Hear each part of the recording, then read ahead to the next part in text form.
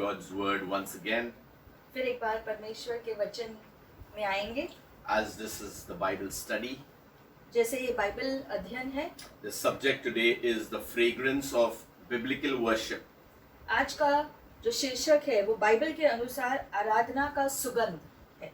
And the passage of scripture that we'll be taking today is from Exodus chapter 30, verses 34 to 38 onwards. और आज का जो वचन है वो है निर्गमन अध्याय 30 34 से 38। Let me put the baseline for this whole study today. आज के शीर्षक के लिए जो है सबसे पहले कुछ चीजें देखेंगे।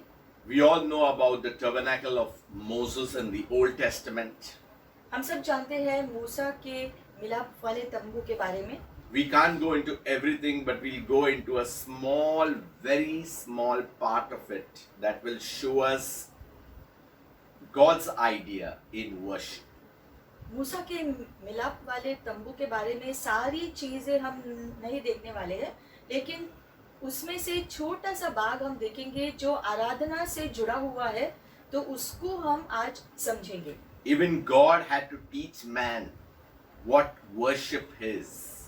क्योंकि परमेश्वर को ही जो मनुष्य को सिखाना था कि आराधना सही में क्या है। God had to teach man what actually pleases him. परमेश्वर को मनुष्य को सिखाना था जो है कि परमेश्वर को कौन सी चीजें भाती है। Because from the time of sin and the glory had been lost by man, man lost an understanding of everything about God, most of the things. क्योंकि जब आदम हवा ने पाप किया, उसकी वजह से जो है जो महिमा का आनंद वो ले रहे थे वो सब कुछ उन्होंने खो दिया था। So when you are in a relationship with God, you are in line with His will. और जब आपका संबंध परमेश्वर के साथ ठीक होता है तो आप उसके इच्छा के अनुसार चल पाते हो। And when you go away from His word, you are offline. लेकिन जब उसके वचन से दूर चले जाते हो तो आपका जीवन का जो दिशा है वो दूसरी तरफ ही जाता है। Many followers today are offline. उसी प्रकार से आज बहुत सारे विश्वासी जो है उनका जीवन ऐसे ही एक दूसरे ही दिशा में चल रहा है। And they think they are still following. लेकिन वो सोचते हैं कि वो सही रास्ते पर है। But you have to be in line, in the time of God, in the season of God. लेकिन आपको जो है परमेश्वर के ही जो है जो मौसम में जीना है, परमेश्वर के समय के अनुसार जीना है, उसके इच्छा के अनुसार जीना है। And Jesus speaks about the true worshippers who will worship the Father in spirit and truth. और इसलिए यीशु ने कहा कि वो सच्चे आराधकों को ढूंढ रहा है जो सच्चाई से जो है और आत्मा से आराधना करे। So if there is a true worshippers, there are also false worshippers. इस वचन से पता चलता है कि आराधना करने वाले में से कुछ सच्चे होते हैं और कुछ जो नकली आराधना भी चढ़ाते हैं। So if there is true worship, there is also false worship then. और इसलिए आराधना भी असली और नकली होती है। It all depends upon where the focus of man is on. ये इस पर निर्भर होगा कि मनुष्य का ध्यान किन चीजों पर अटका हुआ है। Where your treasure is, there your heart is. क्योंकि जहाँ पर आपका धन है वहीं पर आपका मन होता है। So coming back to the tabernacle of Moses, तो अब हम मूसा के मिलाप वाले तंबू के पास आएंगे। it is also called the tent of meeting. ये जो है जो मूसा का मिलाप वाला तंबू जहाँ पर मनुष्य परमेश्वर के साथ जो मिलता था। You know, I remember back then in my office where I used to work, जहाँ पर मैं पहले काम करता था, where my boss, he would call for a meeting. तो मेरा जो बॉस था वो कई बार एक मीटिंग को बुलाते थे Of all the engineers, the manager, the supervisors, and we knew where we had to go. और जो है इस मीटिंग में सारे काम करने वाले लोगों को जो बुलाया जाता था, अधिकारियों को बुलाया जाता था और वहाँ पर वो चर्चा करते थे कि किस दिशा में उनको जाना है, क्या करना है। So the meeting place was the conference room. जो जहाँ पर जो है हम कहते हैं कि वो कॉन्फ्रेंस रूम है जहाँ पर मीटिंग किया जाता है. So many people could be accommodated and he would speak his mind out. उस जगह में जो है बहुत सारे लोग एक जगह पर इकट्ठा हो सकते हैं, एक जो बड़ी जगह होती है और वहाँ पर जो बॉस है वो अपने जो मन का जो वर्णन कर सकता है कि वो क्या चाहता है कंपनी के लिए. And sometimes he would just call me alone. That means I know where I had to meet him. या फिर कभी कभी वो मुझे अकेले ही बुलाते थे और वो कहते थे कि यहाँ पर मुझे मिलो. That means I did not have to meet him in the conference room. I had to meet him in his cabin. तो अकेले अगर जो कैबिन में अगर जो बॉस बुलाता है तो जो है कॉन्फ्रेंस रूम में जहाँ सब लोग मिलते हैं वहाँ पर नहीं जाना होता है, कैबिन के अंदर जाकर जो बॉस से मिलना होता है. So when God spoke to the people, he spoke to them in the tabernacle, in the tent of the meeting. तो जब उसी प्रकार से जब परमेश्वर अपने लोगों से जो बात करना चाहते थे सारे इजरायली लोगों से, तो वो मिलाप वाले तंबू में जो है सबको इकट्ठा करके परमेश्वर उनसे बात करते थे. See the difference. When he spoke to Moses, Moses had to go to the mountain and God spoke to him there. That was another place.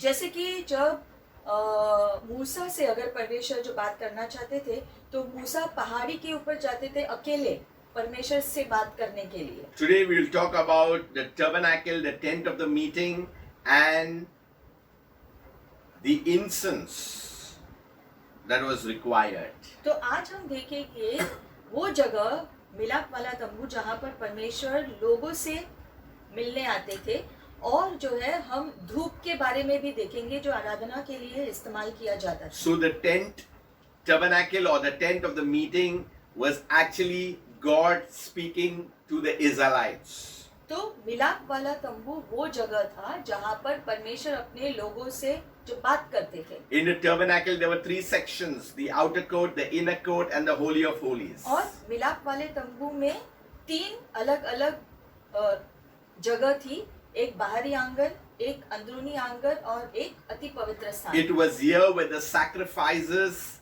were to be offered. और ये वो जगह थी जहाँ पर इजरायली लोग अपने भेंट चढ़ाते थे. It was here that the worship of Jehovah God was conducted on a daily basis. और हर रोज इजरायली लोग जो है यहाँ पर अपने भेंट को चढ़ाते थे, प्रार्थना करते थे. It was here that the atonement was made for the sins of the people. लोगों का जो प्रायश्चित का कार्य इस जगह पर होता था. So when Israel camped in the wilderness, तो जब इजरायली लोगों ने निर्जन प्रदेश में निवास किया, we must understand the tabernacle was in the middle and they camped all around it.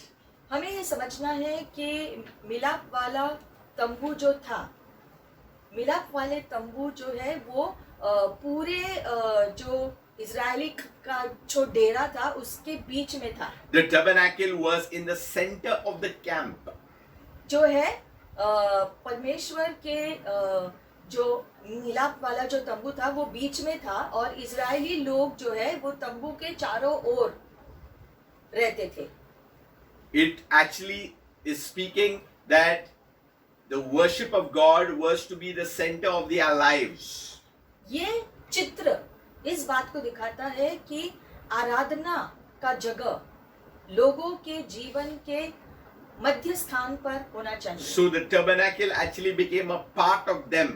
और इसीलिए ये जो मिलाप का तंबू है जो है जहाँ परमेश्वर निवास करते थे वो उनके जीवन का भाग होता था. The tabernacle was a place devoted to God. मिलाप वाला तंबू वो जगह था जो परमेश्वर के लिए समर्पित किया जाता था. It was designed by God to declare God. परमेश्वर ने उसका नमूना जो बनाया था परमेश्वर की घोषणा करने की. But in today's passage, we are talking only about the incense that they burnt in the tabernacle. लेकिन आज हम उस धूप पर ध्यान देंगे जो मंदिर के अंदर चढ़ाया जाता था परमेश्वर के सामने. The incense also speaks of Jesus Christ and his worship. ये धूप जो है यीशु मसीह और उसकी आराधना के बारे में भी हमसे कुछ कहते हैं। At that time, when they burned the incense, the smoke ascended up to heaven.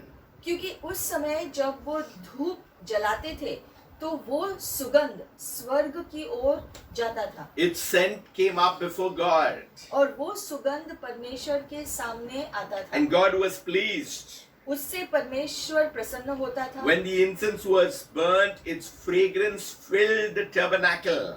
और जब धूप को जलाया जाता था तो वो धूप पूरे जो मंदिर को भर देता था And everybody around, they knew that worship was taking place. Hallelujah. और इसीलिए लोगों को लोग जो वहां पर थे आजू बाजू उनको पता चलता था कि उस समय आराधना जारी है। That means something is going on. The God of heaven and earth is come to meet down his people.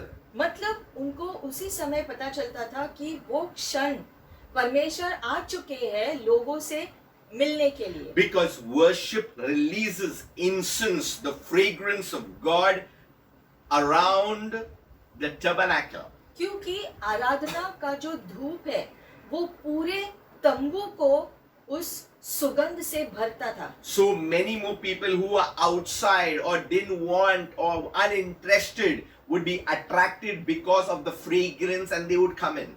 और उसकी वजह से वो सुगंध की वजह से जो है जो लोग उस जगह पे मौजूद नहीं है यानी कि जो लोग बाहर है तंबू के बाहर है वो लोग भी जो पहले वो कोई रुचि नहीं दिखा रहे थे आराधना करने के लिए लेकिन वो सुगंध से धूप के सुगंध की वजह से वो आकर्षित होते थे ताकि वो भी वहां पर आकर आराधना करें। Without the incense, there is no fragrance. हम जानते हैं कि धूप के बगैर सुगंध नहीं आ सकती है Because when you burn the incense, there is a smoke that comes out. क्योंकि धूप को जब हम जलाते हैं उससे वो सुगंध निकलता है। See, if you see John 12, you know, it speaks about Mary who broke the alabaster box. हम जानते हैं यूहन्ना 12वां अध्याय 13वें वचन में जो है जो मरियम ने जो सुगंध की शीशी तोड़ी And she put it on Jesus' feet and washed his feet with her hair. और उसने वो सुगंध की शीशी जो है यीशु के पैरों पर उंडेल दिया और अपने बालों से यीशु के पैरों को पहुंचा। And one of the disciples, that is Judas Iscariot, said, "Arey, why did you waste it? You could have sold it and give it to the poor." और जुडस इस्कारियत ने जो है इस पर जो है कहा कि ये धूप का जो शीशी है ये सुगंध का शीशी इसको तुमने जो व्यर्थ क्यों किया इसको बेचकर वो पैसे गरीबों को दे सकते थे। But very one important thing is that the house, when she broke it and she spilled it, the house was filled with the odor of the ointment. लेकिन मरियम के उस सुगंध की शीशी यीशु के पैरों पर सारा उंडेलने से क्या हुआ था कि पूरा घर उस सुगंध से भर गया। According to the fragrance, Judas knew that it was costly. और वो सुगंध जब जुडस ने सूंघा तो उसे तुरंत ही पता चला कि ये जो सुगंध की शीशी थी ये बहुत ही महंगी थी। He also knew how much it would be sold for. That means he told the costing of it. और उसको पता था कि उस शीशे का दाम क्या होगा। So that was very costly, and that thing was given to God at his feet. और इसलिए हम देखते हैं वो बहुत ही महंगा था इसके बावजूद मरियम ने वो पूरी शीशी को यीशु के पैरों पर उंडेला था। How costly is our worship at the feet of our Lord Jesus Christ today? आज हमें देखना है कि यीशु के पैरों पर जाकर हम कितना महंगा सुगंध अर्पित करते We हैं। look at the instructions given today in Exodus chapter 30, 34 to 38. इसका निर्देशन हम देखेंगे निर्गमन 30 में 34 से 38 वचन तक। We'll just read this part of scripture. सिर्फ इसी जो वचन को हम देखेंगे कि ये क्या अर्थ हमको देता है। Many people are not interested in actually understanding the word of God.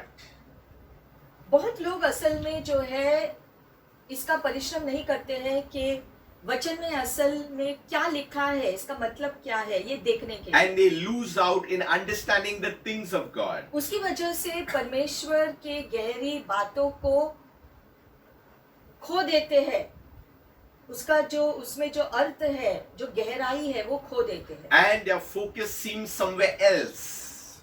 और उनका ध्यान कहीं और होता है। And we have to come back to worship.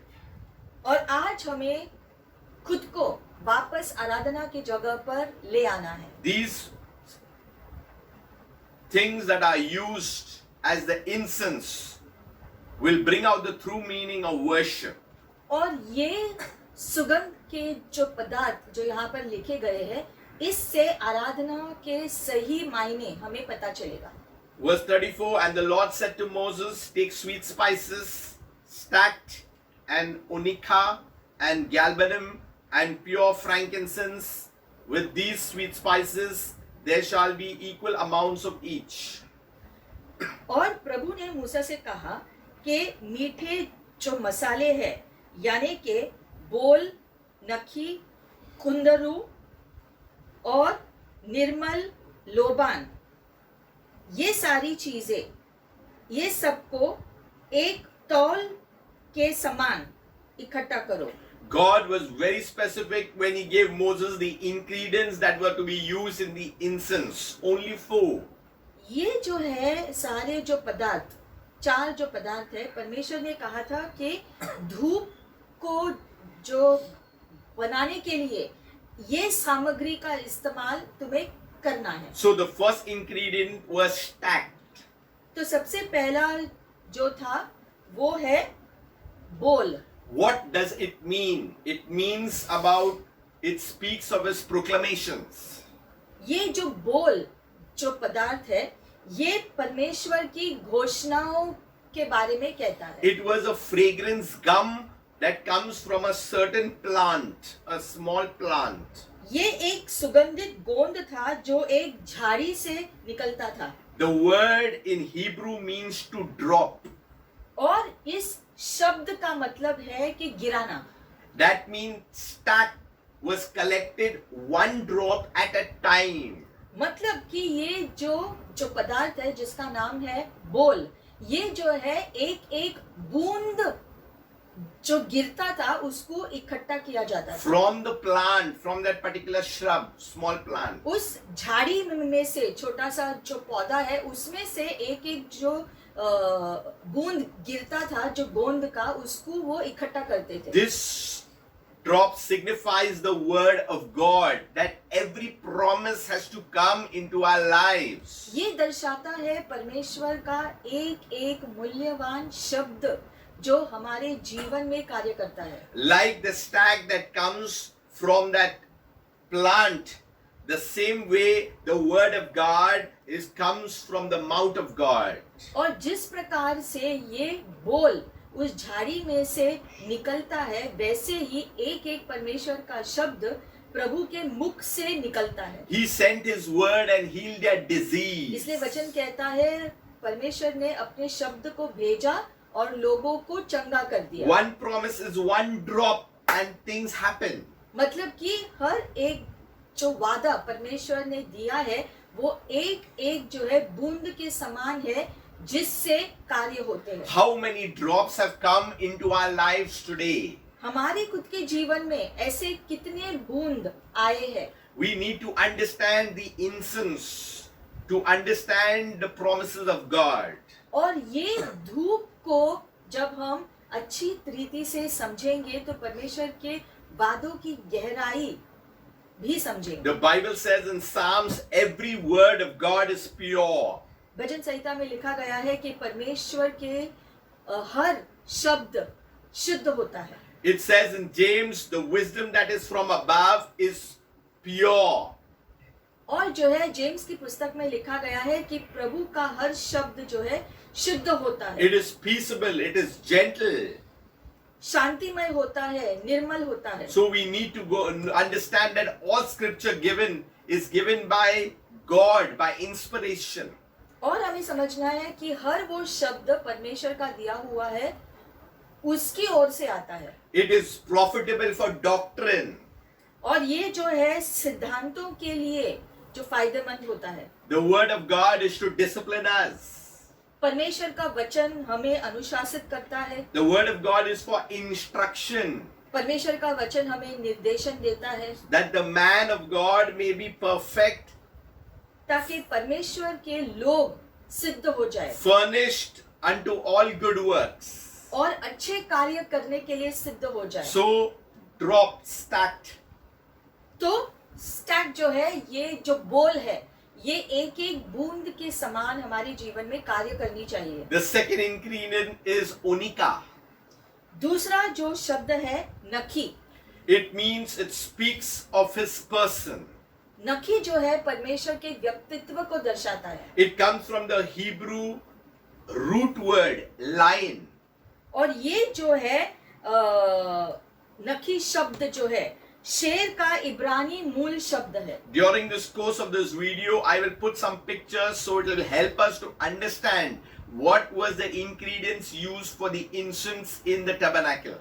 और जो है इस शिक्षण के दौरान हम इन सामग्री के चित्र आपको दिखाएंगे ताकि आपको समझ में आए जिन चीजों के बारे में हम आपको कह रहे हैं। This particular ingredient called onika was found in a shellfish. और ये जो पदार्थ नखी है, ये जो है कवच वाले प्राणी में से जो पाया जाता था। And this particular shellfish was only found in the Red Sea. और ये जो खास कवच वाला प्राणी है, ये सिर्फ लाल समुद्र में ही पाया जाता है। Now this ingredient and substance was speaking about his personhood, his personality. अब जैसे हमने कहा कि नखी, ये जो पदार्थ है, ये परमेश्वर के व्यक्तित्व को दर्शाता है। This speaks about his nature. मतलब कि परमेश्वर के स्वभाव को दर्शाता है।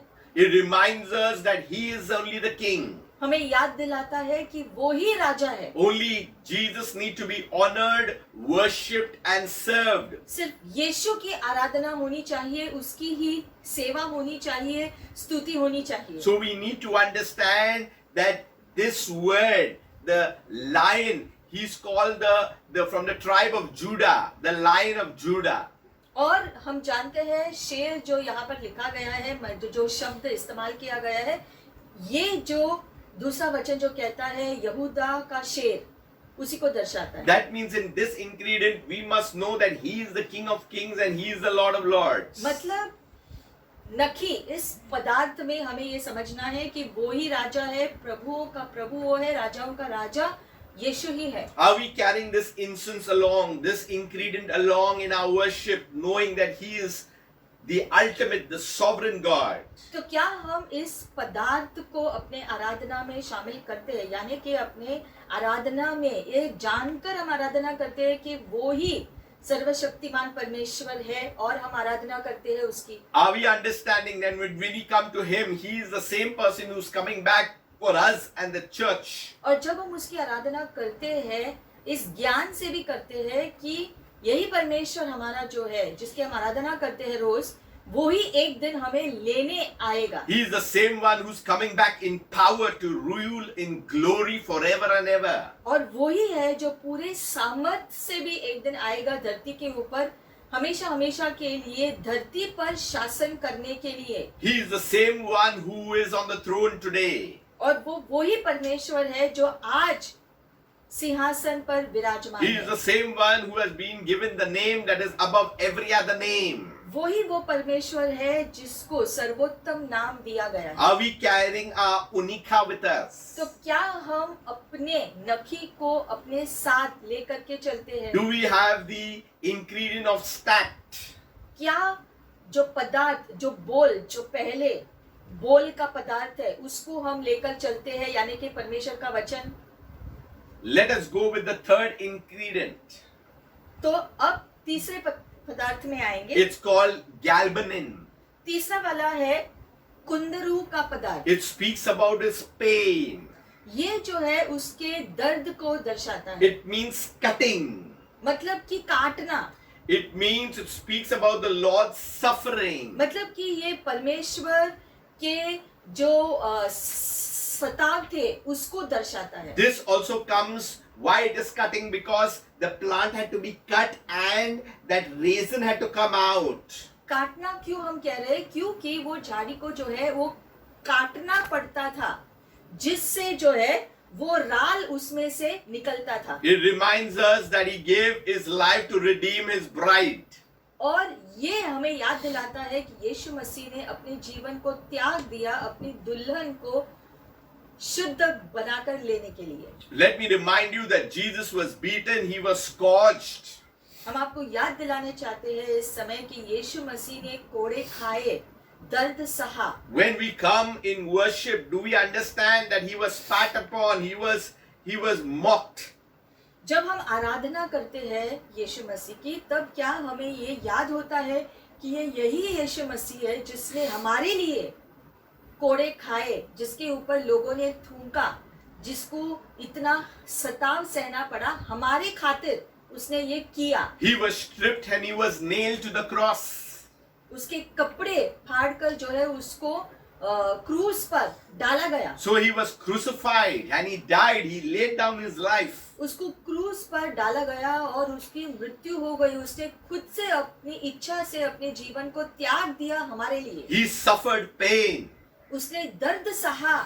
He took the sins of the whole world upon himself. पूरी दुनिया का पाप उसने अपने ऊपर ले लिया। That today we are saved when we trust in the name of Jesus. और आज हमारा उद्धार होता है जब हम यीशु पर भरोसा करते हैं। So what it means by galbanum is that he needs to be worshipped for his sufferings. तो कुंदरू का ये जो पदार्थ है हमें याद दिलाता है कि यीशु मसीह ने दर्द सहा, दुख सहे, पीड़ा सही हमारे लिए। He must be worshipped for his sacrifice. और इसलिए यीशु मसीह के बलिदान के लिए हम उसकी आराधना करते हैं। He needs to be worshipped that he did everything as a guarantee for our salvation. और उसने ये सब कुछ हमारे उद्धार के लिए किया, इसीलिए हम उसकी आराधना करें। The fourth ingredient is frankincense. चौथा जो पदार्थ है वो है लोबान। It speaks about his purity. ये उसकी निर्मलता को दर्शाता है। It is another reason taken from a tree. ये जो है एक और राल है जो एक और झाड़ी से निकलता है। But this particular resin, when it was burned, it gave out pure white smoke. लेकिन ये राल जो है इसमें से एक शुद्ध सफेद धुआं निकलता था। Speaking to us of the purity of the Lord Jesus Christ. यानी कि ये यीशु मसीह की पवित्रता दर्शाता है। Are we worshipping with a pure heart today? क्या हम जब आराधना करते हैं एक शुद्ध हृदय से आराधना करते हैं? Are we carrying anger into the tent of the Lord? या फिर जो है गुस्से को प्रभु के तंबू में ले जाते हैं? Are we carrying so much of envy and jealousy and hatred and bitterness into the house of God when we worship God? और जब हम परमेश्वर की आराधना करते हैं तब हम कड़वाहट को जो है और घमंड को, ये सारी चीजों को लेकर आराधना करने जाते हैं। Then it is not true worship. और अगर हम ऐसा करते हैं तो वो सही मायने में आराधना है ही नहीं। Because all these four ingredients we need to understand and bring it along in worship. क्योंकि वचन कहता है कि जब हम धूप चढ़ाते हैं तो उस धूप में ये चारों पदार्थ शामिल होना जरूरी है, तब वो मिश्रण सही होता है आराधना के लिए। Now in verse 35 of chapter 30 of Exodus. अब जो है निर्गमन का पुस्तक 30 अध्याय का 35 और 36 वचन हम देखेंगे। It says, "You shall make of these an incense." लिखा गया है कि इन पदार्थों का इस्तेमाल करके तुम एक धूप का मिश्रण बनाओ। So we take all, they were supposed to take all the four ingredients and then a compound, according to the art of the perfumer, salted, pure and holy. और लिखा गया है कि ये सारे जो पदार्थों का धूप तुम जो बनाओगे गंधी की रीति के अनुसार जो है आप ये द्रव्य को बनाओगे और ये चीज नमकीन निर्मल और पवित्र होगी। So what it's really meaning? मतलब क्या है इसका? That means it tells us that the incense were all to be mixed together. मतलब कि लिखा गया है कि सारे ये जो पदार्थ है उनका एक जो मिश्रण आपको बनाना है। That means we need to understand all of it together in the true sense to get the true worship to God, and that's why it becomes pleasing to Him. मतलब क्या है कि ये चार जो पदार्थ, चार जो बातें जो हमने देखी, ये सारी चीजें ठीक रीति से शामिल होनी चाहिए आराधना में, तब वो प्रभु के लिए एक सही भेंट होगा जो प्रभु स्वीकार It करेंगे। tells us of a personal aspect of worship towards God. हमारा व्यक्तिगत आराधना इस प्रकार से होना चाहिए। It means of our personal nature of our worship towards Him. हमारा खुद का व्यक्तित्व इसी सच्चाई से परमेश्वर की आराधना करनी चाहिए। There are two ways that is written here in God's word. दो तरीके से लिखा गया है प्रभु One, के it वचन में। says that the incense is needed to be pure and holy. पहला तो ये जो धूप है इसे निर्मल और पवित्र होना जरूरी है। It means it needs to be tempered together, mixed together purely. मतलब कि इन चीजों को निर्मलता से, शुद्धता से इसका मिश्रण होना चाहिए। And that too, the word salt is there along with salt. और जो नमक भी उसमें शामिल है। Salt in the Bible is a picture of purity. और जो नमक पवित्रता को दर्शाता है। This speaks of the condition of our heart. ये दर्शाता है कि हमारा हृदय का स्थिति क्या है। When we come before Him in worship, God knows how true our worship is. और इसलिए जब हम आराधना करते हैं परमेश्वर की, तो परमेश्वर जानता है कि उस समय हमारी हृदय की स्थिति क्या है। If we are not in a right relationship with Him, we cannot approach Him in worship. और अगर हमारे हृदय की स्थिति ठीक नहीं है तो हम सही में परमेश्वर की उपस्थिति के सामने आने का आनंद नहीं पा सकते। That's why Moses was given these ingredients by the Lord Himself and how the Israelites had to approach. और इसलिए ये सारे पदार्थों का सुगंध कैसे बनाना है परमेश्वर ने खुद निर्देशन दिया था मूसा को कि आपको इस रीति से धूप को बनाना है। See, sin in our lives will block the things of God for us. हम जानते हैं कि जो पाप है ये हमें रोकता है परमेश्वर की उपस्थिति में जाने से। It will close the door of worship.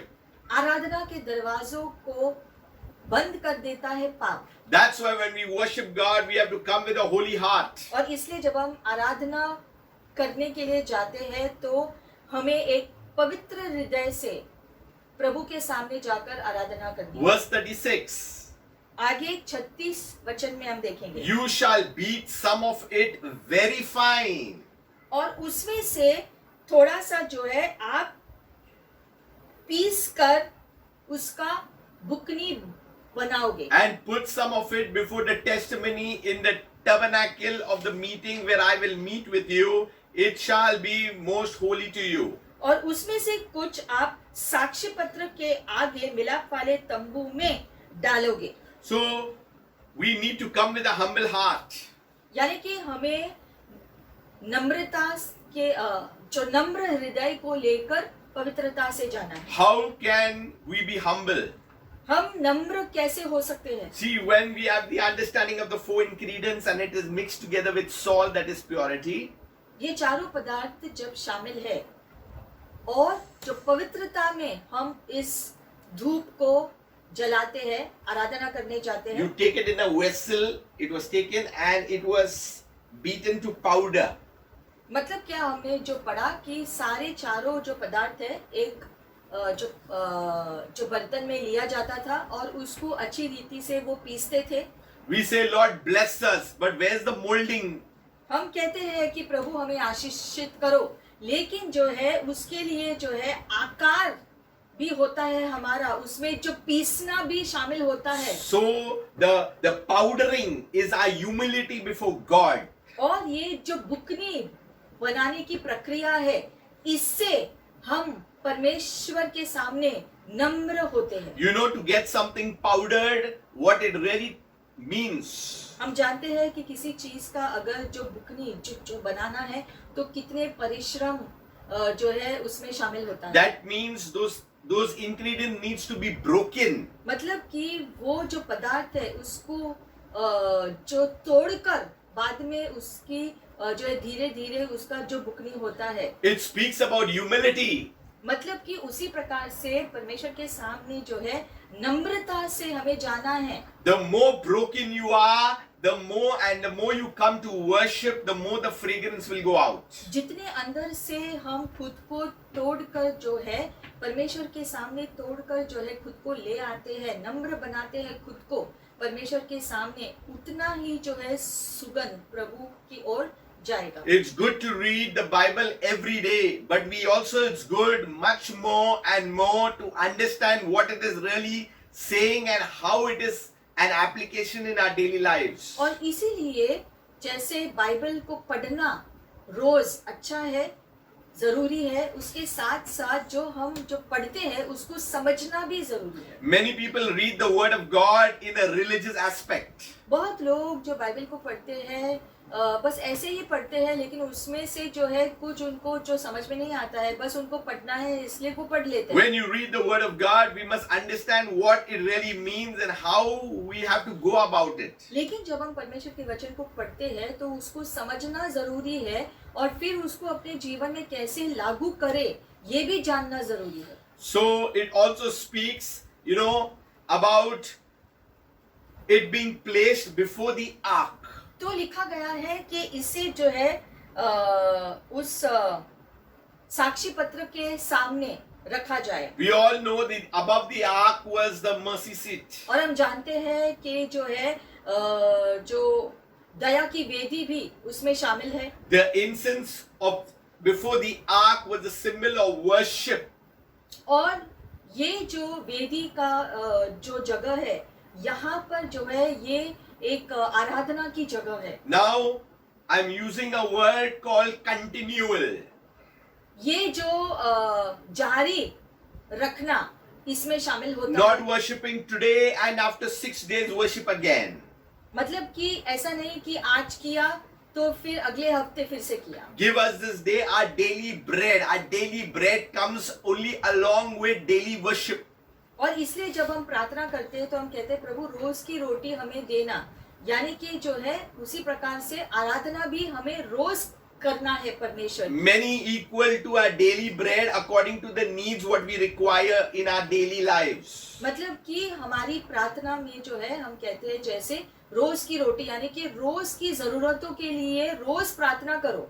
So the daily bread is not the daily requirements, it's the daily word that comes from God. ये जो है परमेश्वर के वचन से हमें रोज कौन कौन सी जरूरतें हैं हमारी परमेश्वर के वचन से जो आशीष आता है उसके लिए प्रार्थना करना। Now the daily word that comes from God will only come from the daily worship that we give to Him. Understand? और वचन के द्वारा जो आशीष आता है वो उसी प्रकार से आएगा कि कितना हम परमेश्वर के वचन को समझते हैं, तभी उसमें से आशीष हमें मिल सकता है। It says about the incense was always to be ready to be offered to worship before the Lord. और इसलिए लिखा गया है कि धूप को हमेशा तैयार रखना है कि जब भी चाहे उसे आप जला सको। Then it also says earlier that it has to be in equal parts, not this is, today it's okay, we get only 3. No, we have to have the understanding all of the time. Then it is true worship. और इसीलिए जो है जैसे लिखा गया है कि सारी चीजों को एक समान से जानकर उसको अपने जीवन में जो लागू करना है, ऐसा नहीं है कि एक ले लिया और दूसरा छोड़ दिया। We worship God in public, in corporate worship. और हम आराधना करते हैं जब हम अकेले भी होते हैं और सबके साथ में भी जो मिलकर हम आराधना करते हैं। But to worship Him privately is very important. लेकिन ज्यादा जरूरी जो है वो समय होता है जब हम व्यक्तिगत रीति से परमेश्वर की आराधना करते हैं, प्रार्थना करते We हैं। are the redeemed people of God. क्योंकि परमेश्वर के छुड़ाए हुए लोग हम हैं। We need to worship God in spirit and truth. और इसलिए आत्मा और सच्चाई में परमेश्वर की आराधना करने के लिए कहा गया है। That's why the things of God is continually echoed in our spirit man. और इसलिए परमेश्वर स्वर्गीय चीजों को हमेशा हमारी आत्मा में याद दिलाता रहता है। That's why everything in worship has to be proportional. The ingredients has to be proportional in equal quantity. और इसलिए जब हम आराधना करते हैं तो ये सारे जो पदार्थ, सारे जरूरी चीजें हमारी आराधना में शामिल होनी चाहिए। Nothing in that should be less. We have to have an understanding of all four. मतलब कि हमारी आराधना में चारों बातों की गहरी समझ से आराधना करनी जरूरी है। So the four ones were stacked: onycha, galbanum, and pure frankincense, which was mixed with salt. तो ये जो चार जो पदार्थ थे वो थे बोल, नखी, कुंदरू और लोबान। ये चारों जो पदार्थ जो नमक के साथ मिश्रण करके तैयार किया जाता था पवित्रता में। So the first part was the material used in the incense.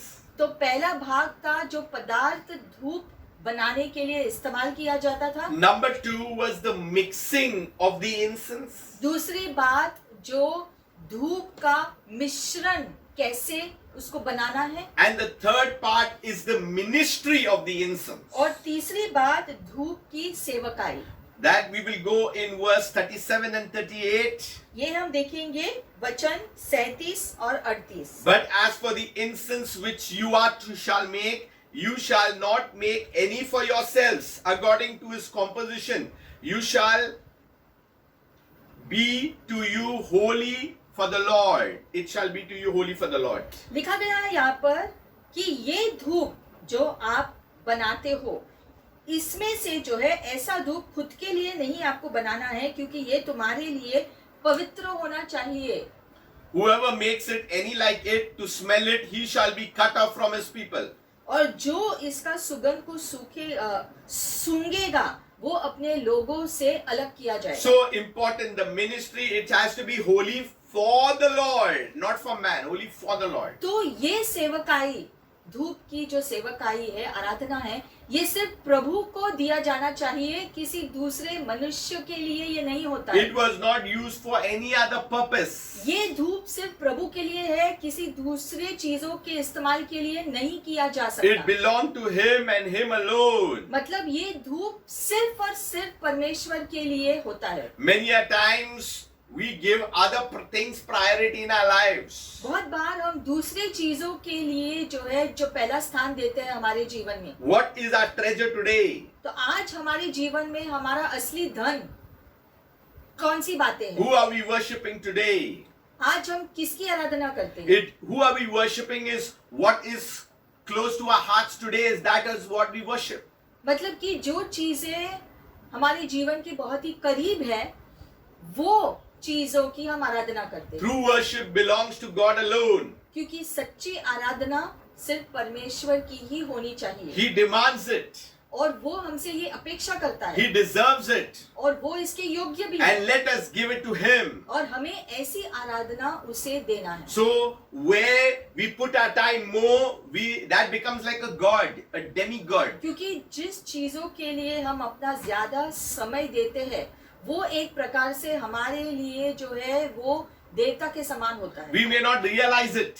शायद हमें जो है इसका एहसास ना हो Where is our priority today? कि हमारा जो जीवन में चीजों की प्राथमिकता क्या है। We all want the healing, the power, the providence and the protection of God. That God always said, it shall be for my children. But what are we giving in return to him? हमें हमेशा आशीषों की अपेक्षा होती है कि हमें चंगाई चाहिए, हमें जो है उपलब्धियां चाहिए, शांति चाहिए, लेकिन जो है सिर्फ इसी पर ध्यान नहीं देना है। हमें इस बात पर ध्यान देना है कि हम परमेश्वर के सामने क्या लेकर आ सकते हैं। Nor do we worship God because we want something from him. We worship God because he is a holy God. और जब हम आराधना का भेंट चढ़ाते हैं या कोई भी भेंट चढ़ाते हैं तो इस जो मन से भेंट नहीं चढ़ाते हैं कि बदले में प्रभु क्या देंगे। हम इसलिए भेंट चढ़ाते हैं क्योंकि जो प्रभु ने हमारे लिए किया है इसीलिए धन्यवादित हृदय से हम उसे भेंट चढ़ाते हैं। And it says in verse 38, when you make it and to smell it, then you will be cut off. When you make it, you are not even supposed to smell it. और लिखा गया है 38वें वचन में कि जब तुम इसको बनाओगे तो उसका सुगंध भी तुम नहीं लोगे। Whoever makes it like it, to smell it, he shall be cut off. That means the first aroma that comes, you should not even take it. You should just serve it to God. मतलब क्या लिखा है कि ये धूप सिर्फ प्रभु के आराधना के लिए इस्तेमाल हो। ये इसलिए आपको नहीं बनाना है क्योंकि आपको इसका सुगंध चाहिए। ये हमारे लिए नहीं होता है, सिर्फ परमेश्वर के लिए होता है। That means its ministry is deadly also. यानी कि ये सेवकाई जो है ये हम देखते हैं सिर्फ निश्चित ही नहीं लेकिन खतरनाक भी हो सकता If है। we take any glory from it, judgment will come upon us. क्योंकि अगर हम खुद के लिए इसकी महिमा लेंगे तो परमेश्वर का न्याय हम पर आ सकता है। What happened to Aaron's two sons? जैसे कि एरन के 2 बेटों पर न्याय आया। We'll see in Leviticus 10. हम देखेंगे इसे लेव्य व्यवस्था अध्याय 10 में Verse 1. पहला वचन।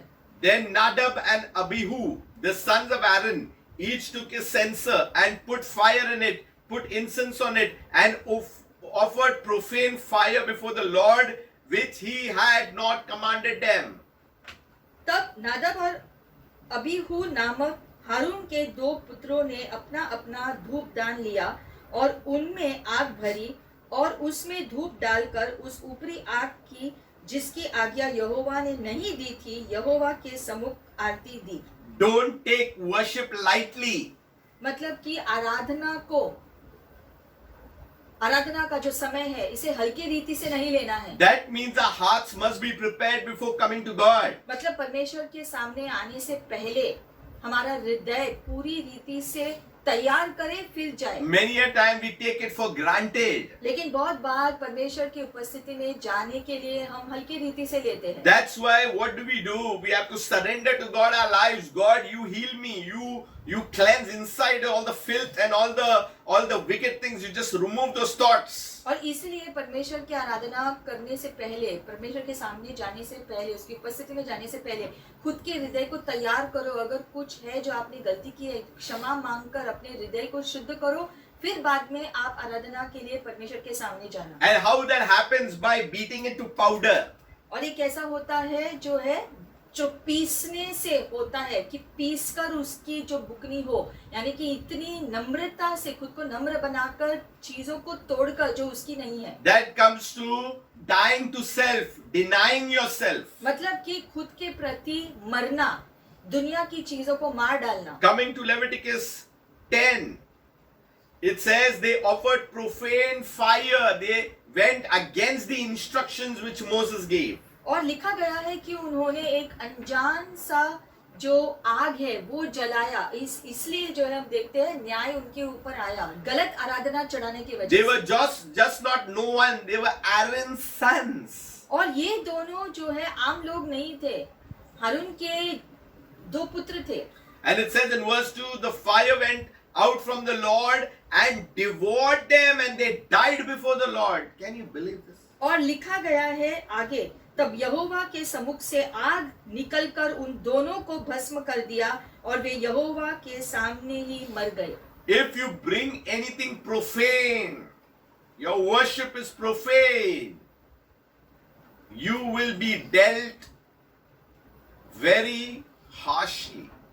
मतलब कि अगर आपने अनजान सा या गलत धूप चढ़ाया, गलत आराधना किया, गलत रीति से आराधना किया, तो परमेश्वर का न्याय का सामना करना पड़ सकता है। They were Aaron's son, but you know who Aaron was? He was Moses' brother. That means they were also connected to Moses. So, but God didn't care. You brought profane, you have to bear the consequences of it. हम जानते हैं हारून जो है मूसा का भाई था, यानी कि हारून के 2 बेटे मूसा के रिश्तेदार हुए।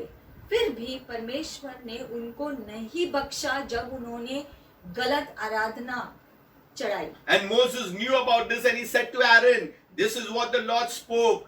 By those who come near to me, I must be regarded as holy, and before all people I must be glorified." So Aaron held his peace. तब मूसा ने हारून से कहा, यह वही बात है जिसे यहोवा ने कहा था कि जो मेरे समीप आए अवश्य है कि वह मुझे पवित्र जाने और सारी जनता के सामने मेरी महिमा करे। और हारून चुप रहा। So God killed them outright. तो यानी कि गलती के लिए परमेश्वर ने उन्हें सीधे सीधे मार दिया। So this tells us about the false worship always leads to destruction. मतलब ये हमें दिखाता है कि गलत आराधना से हमारा नाश हो सकता है। So today there are three things that we have learned. तो हमने आज 3 चीजें सीखी। One is the materials in the incense. पहला, जो सुगंध के जो पदार्थ थे वो हमने सीखा। Number 2 is the mixing of the incense. दूसरा जो है धूप का जो मिश्रण कैसा होना चाहिए वो देखा। And number 3 is the ministry of the incense. और तीसरा धूप की सेवकाई कैसी होनी चाहिए वो हमने देखा। We pray that this word has blessed you. हमारी प्रार्थना है, आशा है कि ये वचन ने आज आपको आशीषित किया है। That all the ingredients today we will bring it and let it be beaten and we may offer true worship to our living God. और ये सारी चीजें, सारे जो पदार्थ का इस्तेमाल करते हुए खुद को नम्र बनाकर हम इस धूप को परमेश्वर के सामने सच्ची आराधना से चढ़ाए। God bless you. परमेश्वर आपको आशीषित करे। Until we meet next time. जब तक हम फिर से मिले। Study God's word परमेश्वर के वचन को सीखो and be involved in the ministry of the Lord. और प्रभु की सेवकाई में शामिल करो खुद शालोम। को। शालोम।